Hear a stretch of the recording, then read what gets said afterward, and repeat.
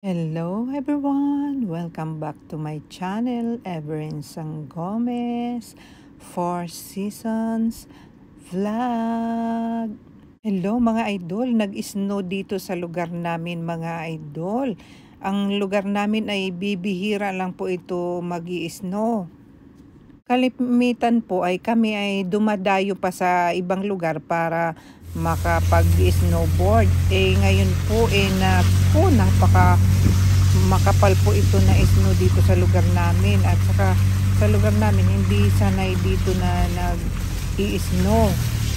Kalimitan po ay hindi handa ang mga may sasakyan pagka nag-i-snow po. Sa ngayon po hindi po sila nakapagpalit ng gulong na para pang snow, kaya delikado po pagka ganito po kakapal ang snow, lalo na pag mga ilang araw na magi-snow.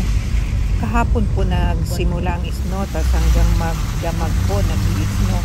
Tas ngayon pong umaga ay ulan naman po, pumapatak naman po ang ulan. Kaya yung mga kasamahan ko po sa trabaho kagahapon na may sasakyan, problemado po sila dahil hindi po nakapagpalit ng gulong, kasi kalimitan po delikado po sa kalsada, dumudulas po ang gulong.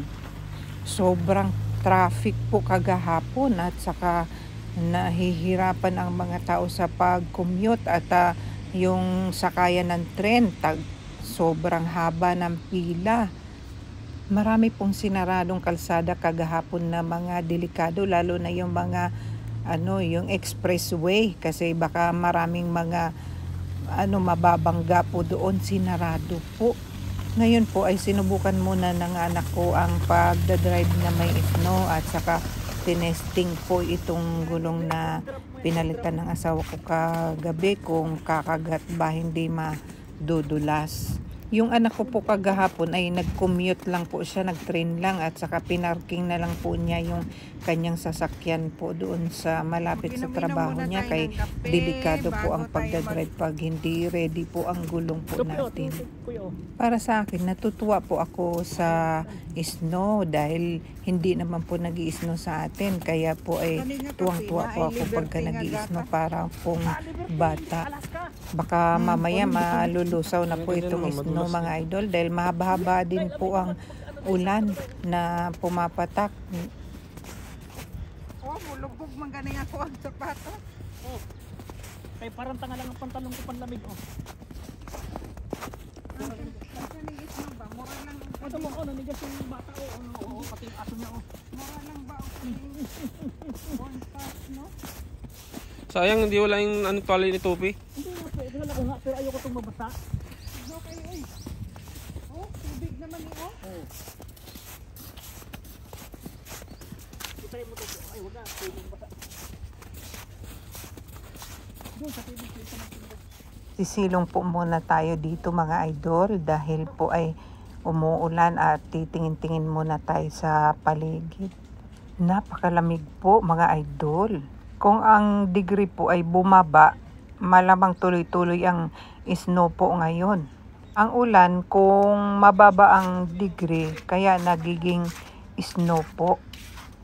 1 hour na lang, matatapos na po ang ulan. Tapos po bukas delikado na po itong mga medyo nalusaw na snow, tas uminit, ganyan.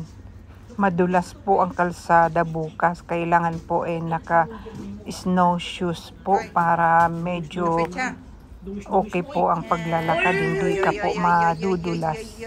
Si Tupichang gustong-gusto nang tumakbo sa paligid at maglalaro din ng snow, kaso hindi namin siya dinalhan ng tali, hindi namin pinatakbo-takbo dahil dudungis, at saka didikit yung mga ice sa ilalim ng tiyan niya. Grabe Dito po nagbabasketball ang anak ko po mga idol. Yung paligid po nagiging ang daming snow, kaya ito nagtatakbo-takbo sila, Tupi saka si papa niya. Hindi po dito every year sa Kanagawaken ang nag-i-snow mga idol, kaya bibihira lang po. Minsan konting-konti lang, hindi po ganito kakapal. Bibihira lang po nangyayari itong ganito kakapal ang snow dito sa Kanagawa, Ken.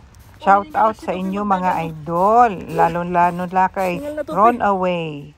Si Sylvia ay nabalutan din ng snow, pati ang garden ko. Thanks for watching!